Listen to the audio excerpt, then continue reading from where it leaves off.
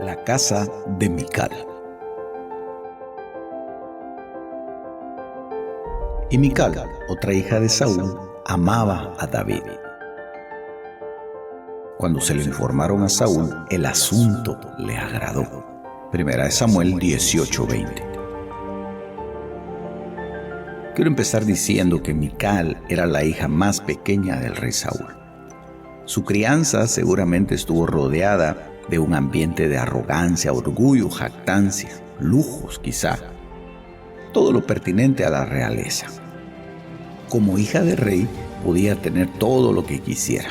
Su padre, aunque había sido escogido para gobernar a Israel, no pertenecía a una familia noble. Al contrario, Saúl fue un muchacho que solía ayudar a su padre en el cuidado de una recua de asnos.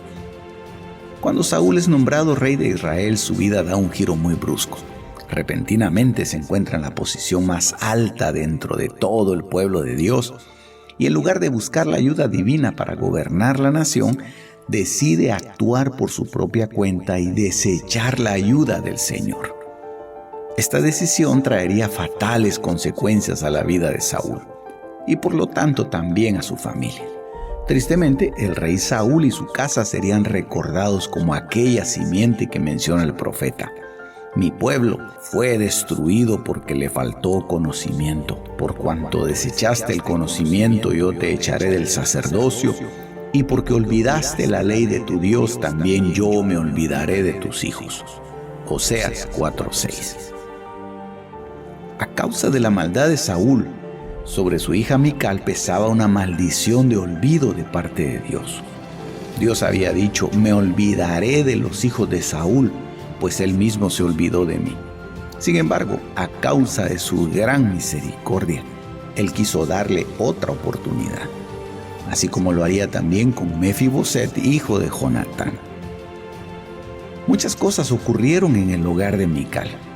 Inicialmente fue dada por mujer a David por interés propio del rey para causarle daño y verle el mal al mismo David. Tal como leímos en el verso inicial, Saúl dijo: se la daré para que le sirva de lazo y para que la mano de los filisteos sea contra él. Saúl no lograba comprender que por el amor que Mical sentía por ese hombre, el daño que quería infligirle a David repercutiría en un dolor irreparable para su misma hija. La Biblia dice que Mical amaba a David, pero por la forma en que actuaba, daba la impresión de que el miedo que sentía de su padre le impedía actuar en completa libertad en su casa.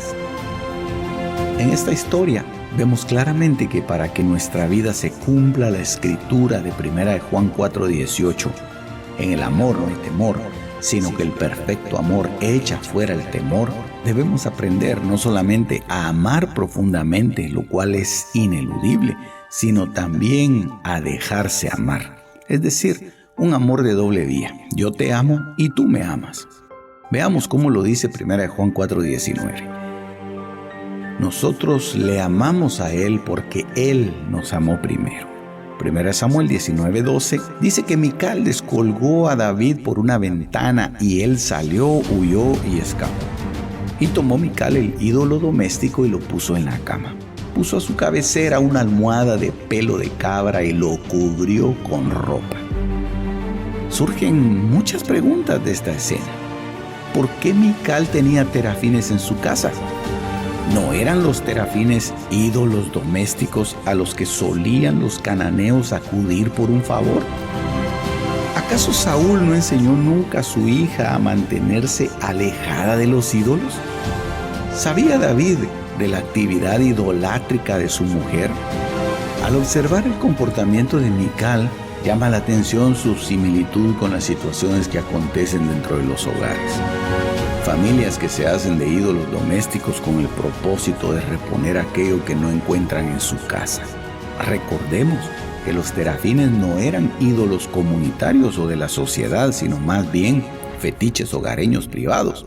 Es por eso que llama la atención que hoy en día las casas están inundadas de terafines, que lo único que hacen es causar división, separación y alejamiento dentro de las familias. ¿No es acaso el uso excesivo de la tecnología un elemento de desintegración familiar?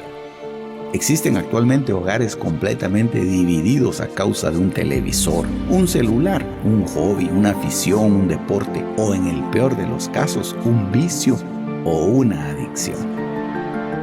En 1 Samuel 25:44 se nos dice que Saúl había dado a su hija Mical, mujer de David, a Palti, hijo de Lais, que era de Galim. Mical fue tratada como una cosa, un objeto con el cual se podía negociar. Hay hogares que estiman su valor acorde a los bienes que poseen. Sus vidas giran alrededor de un presupuesto. Es como un pequeño negocio familiar. Su placer, su felicidad y su gratificación está en el dinero. Es como si ese gran dios Mamón hubiera entrado a controlar cada aspecto de sus vidas. Para Mical, la escritura de Oseas 4:6 se había cumplido en ella. Dios ya la había olvidado. Se sentía desechada, su matrimonio con Palti nunca fue feliz. El hombre al que amaba ya no estaba con ella. Había amado a David, pero nunca llegó a dejarse amar por él.